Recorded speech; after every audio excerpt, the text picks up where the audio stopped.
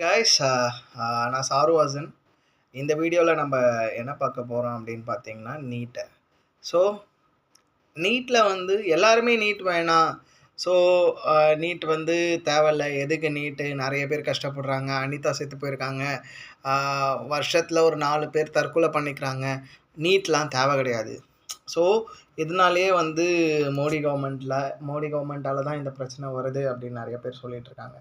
So what is the truth behind it? இதோட பின்னாடி இருக்கிற உண்மைகள் பற்றி பார்க்க போகிறோம், சரிங்களா? ஸோ நீட் வேணுமா வேணாமா அப்படின்னு பார்க்கும்போது நீட்டு நமக்கு இருக்கிறது நல்லது, சரிங்களா? இருக்கிறது நல்லது. இல்லைனாலுமே ஒரே இதுதான் நடக்க போகுது. என்னென்னா இப்போது ஆக்சுவலாக நமக்கு வந்து என்ன ஆக போகுதுன்னா, தமிழ்நாட்டில் கவர்மெண்ட் காலேஜஸ்லேயும் ப்ரைவேட் காலேஜஸ்லேயும் சேர்த்து 11,000 சீட்ஸ் தான் இருக்குது, சரிங்களா? ஆல்மோஸ்ட் 64 to 65,000 வந்து என்ன பண்ணுறாங்கன்னா நமக்கு வந்து வருஷத்துக்கு நீட் எக்ஸாம் எழுதுகிறாங்க. நீங்கள் என்ன தான் 65,000 பீப்புள்ஸ் நீட்டை கிளியர் பண்ணிட்டு வந்தாலுமே நமக்கு என்னென்னா 11,000 டாக்டர்ஸ் தான் படிக்க முடியும். அதாவது 11,000 மெடிக்கல் காலேஜ் சீட்ஸ் தான் இருக்குது, இன்க்ளூடிங் ப்ரைவேட் அண்ட் பப்ளிக். ரீசெண்டாக வந்து விஜய் கூட சொல்லியிருந்தார், இந்த மாதிரி திமுக அரசாங்கம் சட்டமன்றத்தில் நிறைவேற்றின தீர்மானம் வந்து நான் வரவேற்கிறேன் அப்படின்னு, சரிங்களா? நீங்கள் வரவேற்கணும்னு அவசியம் இல்லை ஜி. ஆக்சுவலாக என்னென்னா நீங்கள் வர்றதும் ஒரு மாற்றத்துக்கு தான். இப்போ நீங்கள் இதை ஆதரிச்சிட்டிங்கன்னா கண்டிப்பாக உங்களால் வந்து என்ன பண்ண முடியாதுன்னா அடுத்தது பண்ண முடியாது. இதுக்கான ஆல்டர்னேட்டிவ் பாருங்கள். மீதி இருக்க 64,000 பேர் என்ன பண்ணுவாங்க? 75,000 பீப்புள்ஸில் 11,000 தான் என்ன பண்ண போகிறாங்கன்னா இது பண்ண போகிறாங்க. ஸோ நீங்கள் இதுக்கு ஒரு மாற்றாக வந்துட்டிங்கன்னா எங்களுக்கு நாங்கள் எதிர்பார்த்துட்டு இருக்கிறதும் நீங்கள் கொடுக்குறதும் நல்லா இருந்ததுன்னா we are always happy. And இதே மாதிரி ஒரே ஒரு விஷயம் நான் சொல்கிறேன், என்னென்னா 11,000 சீட்ஸ் தான் நமக்கு இருக்குது. ஸோ அதை வந்து எக்ஸ்டெண்ட் பண்ணோன்னா நீங்கள் புதுசாக காலேஜஸ் கட்டணும், புதுசாக வந்து ஸ்டாஃப்ஸ் ரெக்ரூட் பண்ணணும், இதெல்லாம் தேவை கிடையாது.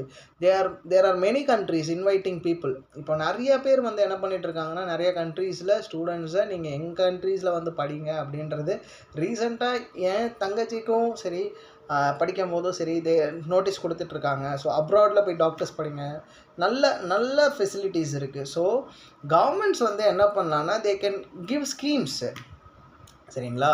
நீங்கள் வந்து நல்ல ஸ்கீம்ஸ் கொடுக்கலாம். என்னென்னா நீங்கள் வெளியில் போய் படிங்க, we will give you education loan கொடுத்துட்டு we will take care of it அப்படின்னு கொடுங்க. அப்படி இல்லைன்னா அவங்க படித்து முடிச்சுட்டு வந்து கட்டட்டும் வேலைக்கு போயிட்டு.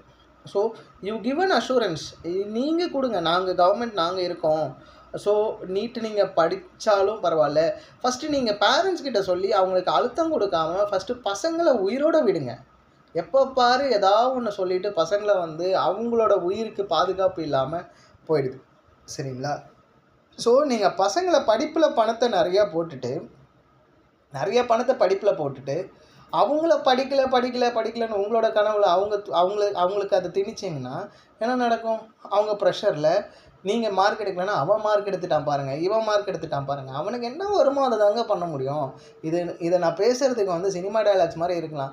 நீங்கள் வந்து நான் என்ன சொல்கிறேன்னா, அனிதா வந்து அவ்வளோ மார்க் எடுத்தவங்க 11th and 12th புக்கில் தான் வரப்போகுது கொஸ்டின்ஸு. நீங்கள் 11th புக்கே எடுக்காமல் 2 வருஷத்துக்குமே 12th புக்கு தான் எடுத்தாங்க. நானும் அப்படி தான் படித்தேன், சரியா? நானும் ஒரு ப்ரைவேட் ஸ்கூலில் தான் படித்தேன். எனக்கு ஒரே ஒரு குவார்ட்டர்லி எக்ஸாம், ட்ரைமஸ்டர்னு ஒரே ஒரு எக்ஸாம் வச்சுட்டு மீதி இருக்கிற எல்லாமே 12th போர்ஷன் தான் எடுத்தாங்க. அப்போ நான் ஸ்கோர் பண்ண 90%, எனக்கு அது 90%ஆக தெரியல. ஒரு கவர்மெண்ட் ஸ்கூலில் ஸ்கோர் பண்ண 70%க்கு அது ஈக்குவல். அப்போது எல்லாமே வந்து என்னென்னா 2 வருஷத்துக்கு ஒரே சிலபஸை நீங்கள் எடுக்கிறீங்க.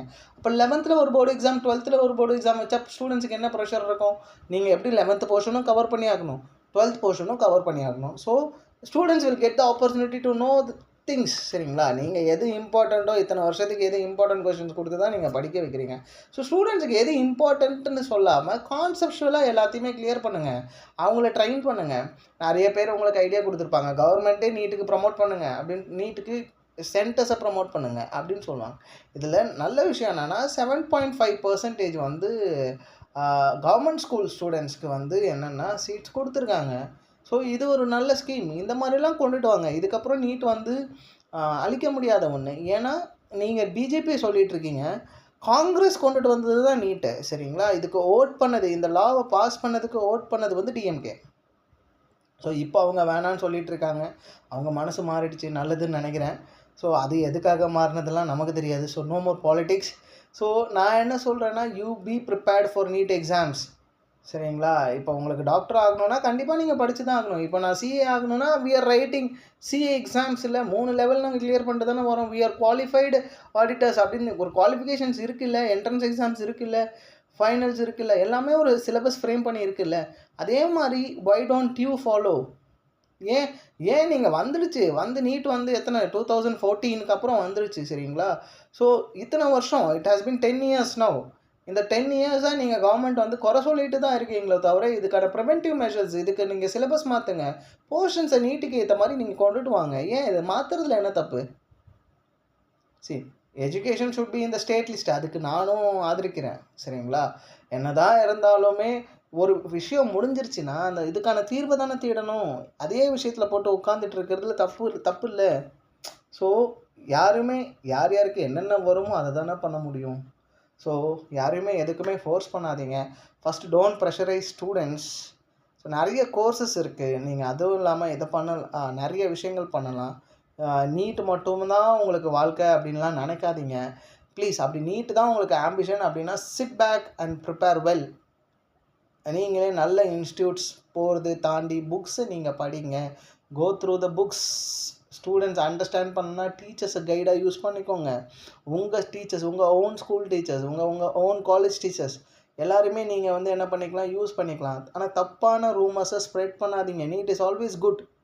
நான் அதுதான் சொல்கிறேன்ல, தமிழ்நாடு பாண்டிச்சேரியில் நீங்கள் வந்து என்ன தான் எக்ஸாம் எழுதினாலும் you get only 11,000 seeds.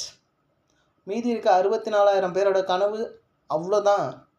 BSc நர்சிங்கோ இல்லை அதுக்கு சம்மந்தமோ இல்லை பிஎஸ்சி கெமிஸ்ட்ரி, சுவாலஜி, ஃபிசிக்ஸ்னு படிச்சுட்டு போகிறாங்க.